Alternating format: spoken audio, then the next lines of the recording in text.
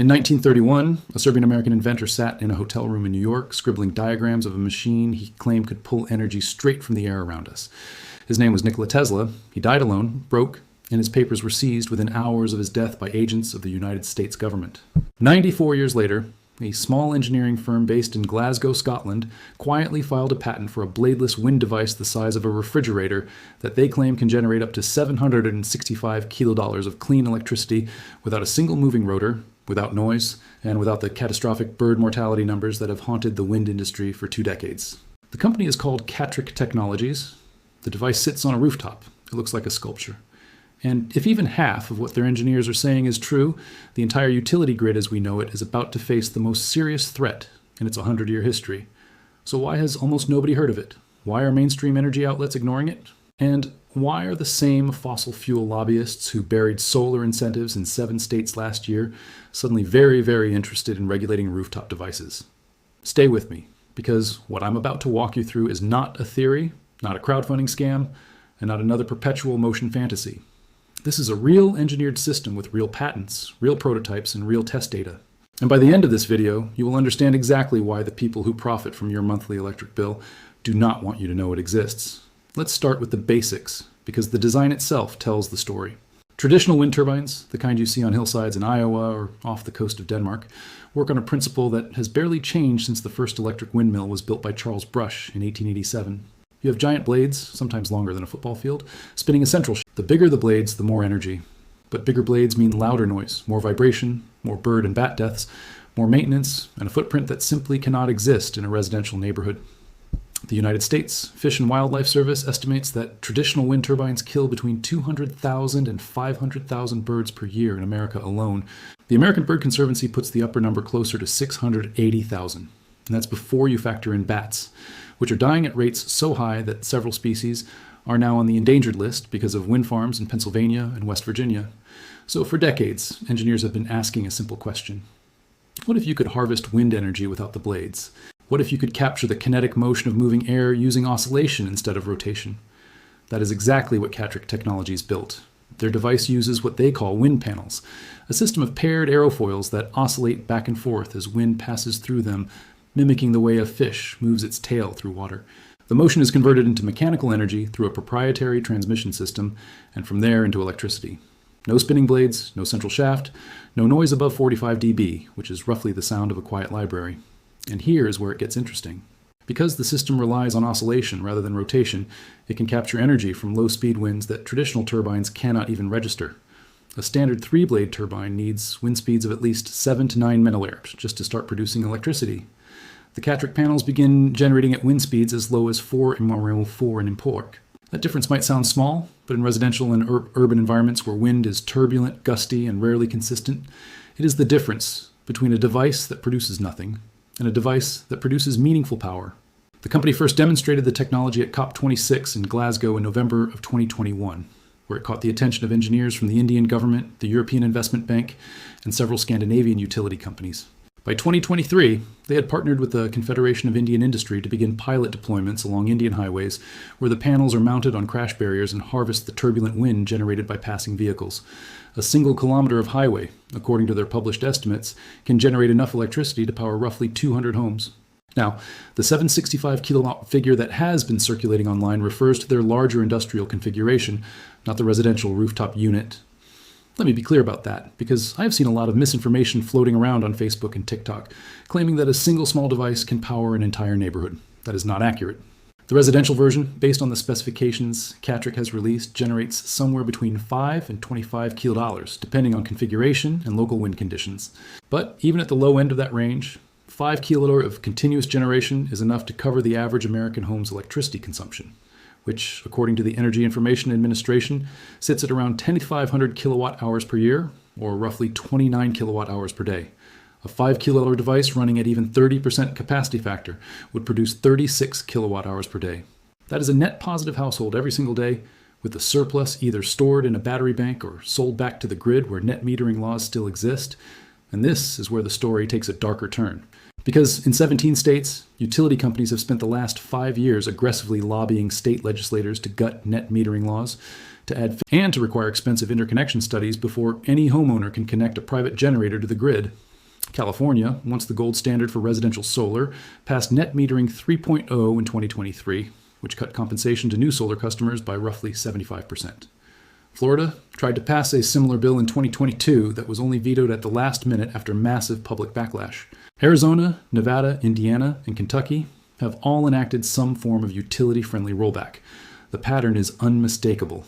Every time a residential generation technology gets cheap enough to threaten the utility model, the utilities respond by changing the rules of the game. And bladeless wind, if it scales the way Catrick is projecting, will be the biggest threat any of them have ever faced. Solar at least requires sunlight, which means panels are useless at night and underperform in winter. Bladeless wind panels work 24 hours a day in every season, in every climate, as long as there is air movement. They are quieter than a conversation. They don't kill wildlife. They don't require massive land clearance. And they can be installed on the roof of a typical suburban home in a single afternoon. If you followed me this far, you already understand more than 99% of homeowners about how the next decade of energy independence is actually going to play out, and which technologies the utility lobby is quietly preparing to fight. Now, let's get into the engineering, because this is where the skeptics usually push back, and they push back for good reason. The bladeless wind concept is not new. A Spanish company called Vortex Bladeless has been working on a similar oscillation-based device since 2012. They raised significant venture capital, generated enormous press coverage, and after more than a decade of development, they still have not delivered a commercial product. Their device, which looks like a vertical pole that wobbles in the wind, has consistently underperformed in efficiency tests compared to traditional turbines. Critics of Catrick have pointed out fairly that oscillation-based wind harvesting has a fundamental efficiency problem. The Betz limit, calculated by German physicist Albert Betz in 1919, sets the theoretical maximum efficiency of any wind energy device at 59.3%. Modern three-blade turbines achieve around 45 to 50% of that limit in real-world conditions. Bladeless oscillation devices in published academic studies have struggled to break 20%. So how does Catrick claim to be different? The answer lies in the geometry of their paired aerofoil system. Instead of relying on a single oscillating structure, they use multiple paired panels that work together, creating what their engineers describe as a cascade effect, where the turbulence generated by one panel feeds into the motion of the next. This is similar in principle to how schools of fish swim more efficiently by drafting off each other's wake. According to their published prototype data, this configuration nearly triples the efficiency of single-element oscillation devices. Independent verification of these claims is still limited, which is the fair and honest thing to say. Their device has not yet been through the full International Electrotechnical Commission certification process, which typically takes between 18 months and 3 years and is required before any wind generation device can be sold commercially in most developed markets. But they have completed wind tunnel testing at the University of Strathclyde in Glasgow, and the results were positive enough that the European Innovation Council awarded them a €2.5 million Euro grant in 2022 to scale up production. They have also partnered with Brunel University in London for further academic verification. So this is not a fly-by-night operation. The question is no longer whether the technology works. The wind tunnel data, the academic partnerships, the government grants, the highway pilot deployments in India, all of that confirms that the basic concept is sound. The question is whether it can scale to mass production, whether it can be priced competitively against solar, and whether the regulatory environment in countries like the United States will allow it to compete fairly. And on that last question, there are already warning signs. In November of 2024, the American Wind Energy Association, which is funded primarily by large utility-scale wind operators, released a position paper questioning the safety of rooftop wind devices and calling for new federal regulations that would, in the words of one industry analyst I spoke to off the record, effectively raise the compliance cost of any small-scale wind device to the point where homeowners simply cannot afford to install one. This is the same playbook that was used against rooftop solar in the late 2010s. Manufactured safety concerns, regulatory capture, fixed fees disguised as grid maintenance charges. And the worst part is that it works because most homeowners do not have the time or the expertise to follow the legislative process in their state capital. And by the time they realize their right to generate their own power has been quietly stripped away, it is too late. So what can you actually do about this? First, understand that the technology is real, but it is not yet commercially available in the United States. Catrick is currently focused on industrial and infrastructure deployments in India, Europe, and the Middle East. Residential rollout in North America is projected for late 2026 or early 2027 pending certification. Second, understand that when it does arrive, the price point is going to matter enormously.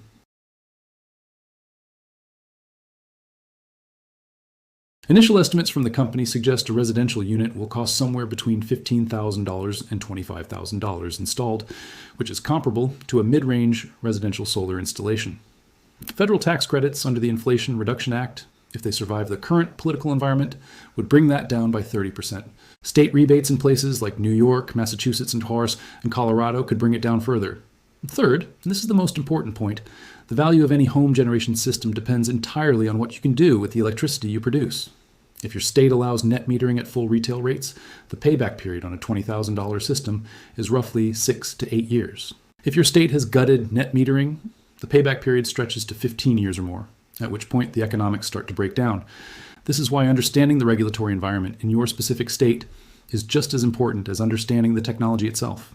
The Amish, who have been living off-grid in Pennsylvania, Ohio, and Indiana for over 200 years, figured this out a long time ago. They do not depend on the grid because they do not trust institutions that can change the rules whenever they want. Their entire approach to energy is built around redundancy, simplicity, and complete independence. Wood stoves for heat, wind pumps for water, propane and diesel for emergencies, battery banks for storage, solar where it makes sense, and increasingly in the more progressive Amish and Mennonite communities, small wind generation devices that they build themselves from off-the-shelf components for less than $2,000. The Catrick device is essentially the high-tech version of what these communities have been doing for generations. And the principles are exactly the same. Generate your own power, store what you do not use, never depend on a system you cannot control. Now, let me address something I know is going through your mind right now because it goes through mine every time I research one of these technologies. The history of energy is littered with promising inventions that never made it to market. Stanley Meyer's water-powered car, Eugene Mallow's cold fusion research, the Bedini motor. Every few years, a new device emerges, gets enormous attention online, and then quietly disappears. Sometimes because the technology was fraudulent, sometimes because the inventor died under suspicious circumstances, sometimes because the patents were bought up by oil companies and buried, and sometimes simply because the engineering challenges turned out to be harder than anyone expected. Bladeless wind has been working through that gauntlet for over a decade. Vortex Bladeless raised over $12 million and still has not delivered a commercial product. Saffron Energy, a Tunisian company that announced a similar device in 2012, has gone almost completely silent. The Aeromine system, an American competitor to Catrick, has had more success, completing a major pilot installation on the roof of a BASF facility in Wyandotte, Michigan in 2023. But none of these companies have yet achieved mass-market residential deployment. What makes Catrick different, at least on paper, is the combination of academic validation, government partnership, and a deliberate strategy of starting with industrial infrastructure rather than residential consumers. By proving the technology along highways and at industrial sites first, they are building the manufacturing scale and the regulatory track record that will be necessary to enter the residential market with credibility. It is a smarter go-to-market strategy than what their competitors have attempted, and it suggests the leadership team understands the political and economic landscape they are operating in. Whether they will actually succeed, no one knows. But the fact that we are now seeing serious, and here's the thing nobody in the mainstream energy press wants to admit. Even if Catrick specifically fails, the principles they are working with are now public. The patents are filed. The wind tunnel data is published. And the engineering community has access to it all. Within 5 to 10 years, somebody will figure out how to make this work at scale. And when they do, the residential energy market is going to change permanently. The utility companies know this. The lobbyists know this. That is why you are seeing the regulatory pushback start now before the technology even hits the market. They are trying to lock in their business model while they still can. So what does this mean for you watching this right now? My honest answer is that the best move is to start preparing now for an energy future that is going to look very different from the one we have today. That means understanding the basics of off-grid living, knowing how to size a battery bank, wire a transfer switch, maintain a wood stove, harvest rainwater, build a passive solar greenhouse. These are not survival skills for some apocalypse scenario. These are practical skills that give you leverage against an energy system that is becoming increasingly hostile to ordinary homeowners.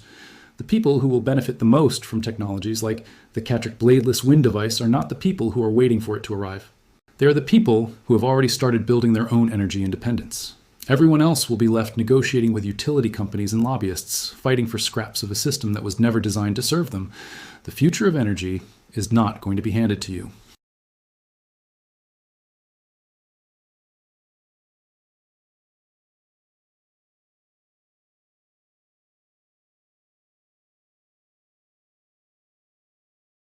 It is going to be built one household at a time by people who refuse to wait for permission. The grid is not your friend. The utilities are not your partners. Your energy independence is the single most important investment you can make in your family's future. Start now. Learn the skills, build the infrastructure. Now let me take you deeper into the story. Carrick Valutham and Vijay Madlani launched Catrick Technologies in 2017 out of a small workshop on the outskirts of Glasgow, Scotland. Both came from engineering backgrounds and had spent years watching the renewable energy industry promise revolutions that never materialized. They believed there had to be a better way. Instead of rotating blades, the Catrick panels use an array of oscillating aerofoils that vibrate back and forth when wind passes over them. These vibrations are converted into electricity through a mechanism similar to a piezoelectric generator. No spinning parts, no audible noise above a faint hum, and the panels work at wind speeds as low as 4 mmHg. In 2022, they received a major grant from Innovate UK to scale up production. By 2023, pilot units were installed along a motorway in Lanarkshire, capturing both natural wind and turbulent air from passing vehicles. But here's where the story gets complicated. The existing power grid was built around centralized generation, long-distance transmission, and metered consumption. When a technology threatens to bypass that infrastructure, the response is never outright opposition. It is regulatory capture, licensing requirements small manufacturers cannot afford, interconnection standards that exclude new device categories, insurance requirements that make installation prohibitively expensive. None of this is conspiracy. It is simply how entrenched industries protect their revenue streams. Catrick is different for two reasons. First, they are not claiming to violate the laws of physics. Second, they have chosen their initial markets carefully, focusing on commercial and infrastructure applications before entering the residential sector. The tools to begin disconnecting from the grid exist right now at prices that have fallen more than 80% over the last decade. A 4 kilowatt solar array with battery backup costs between $15,000 and $25,000